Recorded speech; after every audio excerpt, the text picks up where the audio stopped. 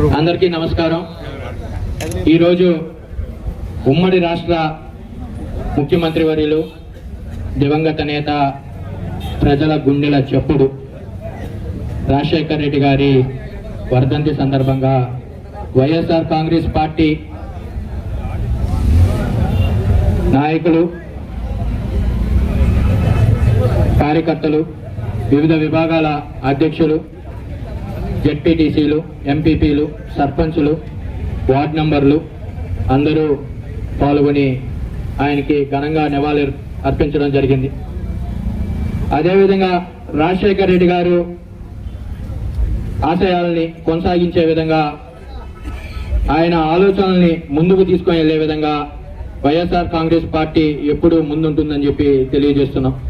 రాజశేఖర్ రెడ్డి గారు ప్రవేశపెట్టిన అనేక పథకాలు మన ఇరు రాష్ట్రాల్లోనే కాకుండా ఇతర రాష్ట్రాల్లో కూడా ఆయన ప్రవేశపెట్టిన పథకాలు అమలవుతున్నాయంటే ప్రజలకి ఎంత మేలు జరిగే విధంగా ముందు చూపుతో రాజశేఖర్ రెడ్డి గారు పథకాలు తీసుకొని వచ్చారో మనందరికీ తెలిసిన విషయం. దాంట్లో ముఖ్యంగా పిల్లలు చదువుకుంటే వాళ్ళ రాష్ట్ర భవిష్యత్తు బాగుంటుందని చెప్పి వాళ్ళకి ఫీజు రీఎంబర్స్మెంట్ ద్వారా చదివించిన ఘనత రాజశేఖర్ రెడ్డి గారికి చెందుతుంది. అదేవిధంగా రైతు బాగుంటే రాజ్యం బాగుంటుందని చెప్పి ఆలోచించి రైతులకి ఉచిత కరెంట్ అయితే ఏమి, రుణమాఫీ అయితే ఏమి, జలయజ్ఞం ద్వారా అనేక డ్యాములు నిర్మించి పోలవరాన్ని ప్రజలకి అంకితం చేసిన ఘనత రాజశేఖర్ రెడ్డి గారికి చెందుతుంది.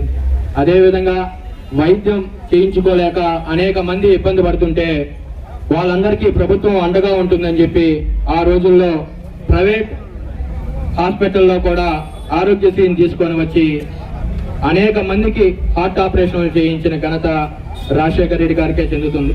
ఇలా 108 అయితే ఏమి, 104 అయితే ఏమి, ఇలా చెప్పుకుంటూ పోతే అనేక సంక్షేమ కార్యక్రమాలు ప్రజలకు అందించడం జరిగింది.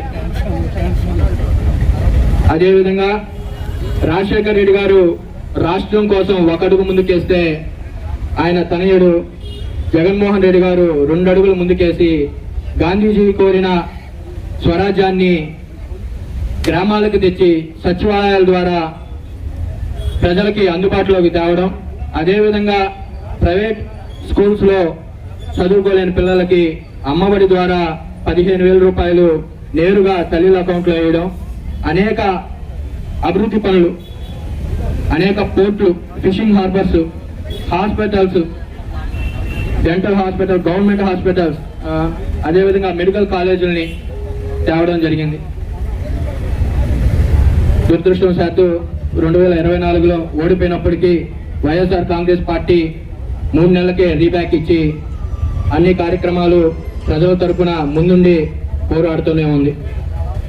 2029లో తిరిగి మళ్ళీ వైఎస్ఆర్ కాంగ్రెస్ పార్టీ అధికారం చేపట్టడం, ప్రజలకి ఇంకా చేరువయ్యే విధంగా చేసి రాష్ట్రాన్ని ముందుకు తీసుకుని వెళ్లే విధంగా జగన్మోహన్ రెడ్డి గారు నిర్ణయాలు తీసుకుంటారని చెప్పి తెలియజేసుకుంటున్నాం.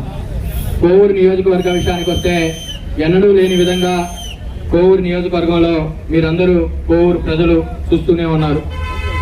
కేసులు పెడితేనో లేదంటే భయపెడితేనో అందరూ భయపడిపోతారని చెప్పి అన్ని డిఫాల్ట్ కేసులు పెట్టడం జరుగుతుంది.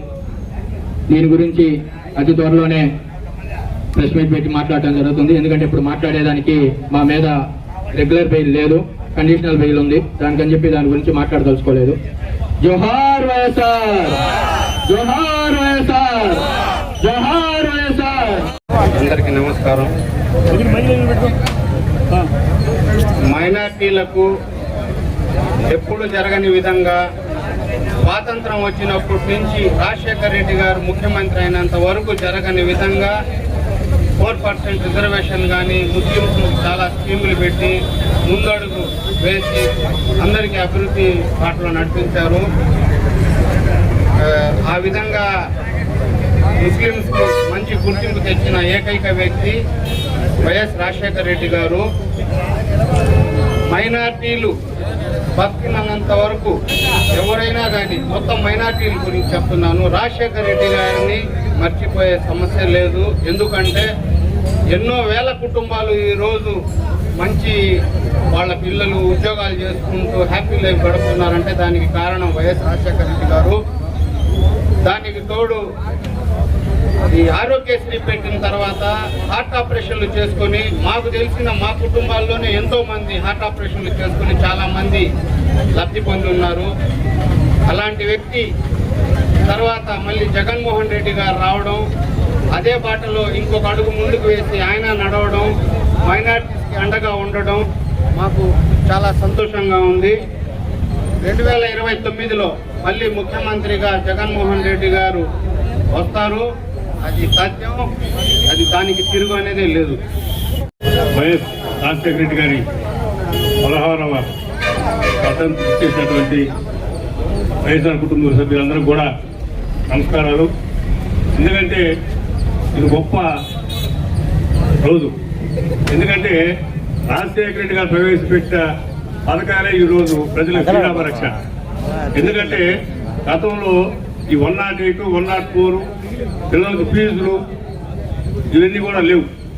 ఇవన్నీ కూడా రాజశేఖర రెడ్డి గారు ప్రవేశపెట్టిన తర్వాత ఈరోజు పిల్లలందరూ కూడా చదువుకొని ఇంజనీర్లు, డాక్టర్లుగా ఎంతోమంది సేవలు చేస్తున్నారు.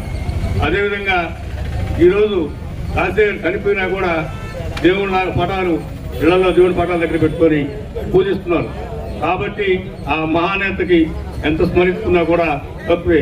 కాబట్టి మేము వైఎస్ఆర్ పార్టీ అంతా కలిసిమెలిసిగా 2029లో పోరాడి మళ్ళీ జగన్మోహన్ రెడ్డి గారిని గెలుచుకుంటామని చెప్తూ, నాడునేడు స్కూళ్ళలో కోర్ హై స్కూల్లోని 1950లో కడితే ఆ స్కూల్ కూలిపోయే పరిస్థితిలో ఉంటే జగన్మోహన్ రెడ్డి గారు స్కూల్కి 2 కోట్ల చిన్న డబ్బులు ఇచ్చి స్కూల్ బిల్డింగ్ మొదలుపెడితే ఇప్పుడు 4 సంవత్సరం 2 నెలలైంది చంద్రబాబు నాయుడు గారు గవర్నమెంట్ వచ్చి. ఇంతవరకు నా స్కూల్కి డబ్బులు అలాట్మెంట్ చేయాలి. కాబట్టి ఇన్ని కూడా జగన్మోహన్ రెడ్డి గారు చేశారు. కాబట్టి చంద్రబాబు నాయుడు కూడా ఆ స్కూల్ని బాగు చేసి పిల్లలకు తోడ్పడవలసిందిగా కోరుకుంటూ ఈ అవకాశం ఇచ్చిన అనుభవానికి ధన్యవాదాలు. వైఎస్ రాజశేఖర రెడ్డి చనిపోలేదు. ఆయన ఎప్పుడు పేదోళ్ళ గుండెల్లో బతికే ఉంటాడు. ఆయన జననేత కదా. ఎందుకంటే ప్రపంచంలో ఎవరికి రాని వినూత్నమైన ఆలోచనలు ఆయనకు ఒక్కడికే వచ్చాయి. ఏంటంటే ఆరోగ్యశ్రీ ప్రవేశపెట్టిన ఘనత ఆయనపై, తర్వాత వచ్చి 108 ప్రవేశపెట్టిన ఘనత కూడా ఆయనదే. ఎందుకంటే ప్రతి పేదోడికి కార్పొరేట్ వైద్యం అందించాలని ప్రతి పేదోడిని దృష్టిలో పెట్టుకుని ప్రతి ఒక్కరికి అందించిన ఘనత డాక్టర్ వైఎస్ రాజశేఖర రెడ్డికి మాత్రమే ఉంది.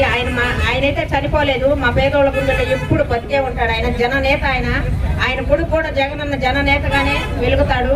ఈరోజు రాబోయే ఎలక్షన్ 2029లో కూడా అత్యంత మెజార్టీతో వచ్చి వాళ్ళ తండ్రి ఆశయాలను నిలబెడతాడని నేను మనవి చేసుకుంటూ సెలవు. ముఖ్యంగా కోవూరు నియోజకవర్గం డెల్టా ప్రాంతం అని చెప్పి మనందరికీ తెలిసిన విషయమే. అనేక కష్టాలు పడి రైతులు వరికోతలు స్టార్ట్ అయినాయి.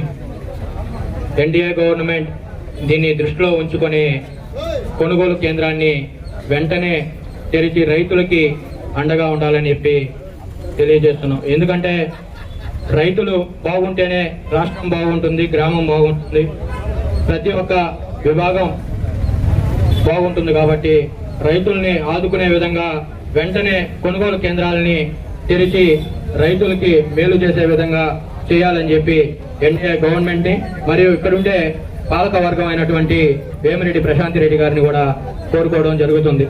రైతుల పక్షాన ఎప్పుడు వైఎస్ఆర్ కాంగ్రెస్ పార్టీ పోరాడుతూనే ఉంటుంది. త్వరలో సీఎంఆర్ని తెరవకపోతే దానికి ఒక ఉద్యమం లాగా వైఎస్ఆర్ కాంగ్రెస్ పార్టీ నిర్ణయం తీసుకొని సొసైటీలకి అక్కడ ఉద్యమం చేయడం జరుగుతుంది. వెంటనే రైతులకి సీఎంఆర్ తెరవాల్సిన బాధ్యత ఇక్కడుండే పాలక వర్గానికి ఉంది. కాబట్టి వెంటనే దాని గురించి నిర్ణయం తీసుకొని సీఎంఆర్ని తెరవాల్సిందిగా కోరుకుంటూ సెలవు తీసుకుంటున్నాం. మరిన్ని అప్డేట్స్ కోసం మన HN9 టీవీ ఛానల్ని సబ్స్క్రైబ్ చేసుకోండి.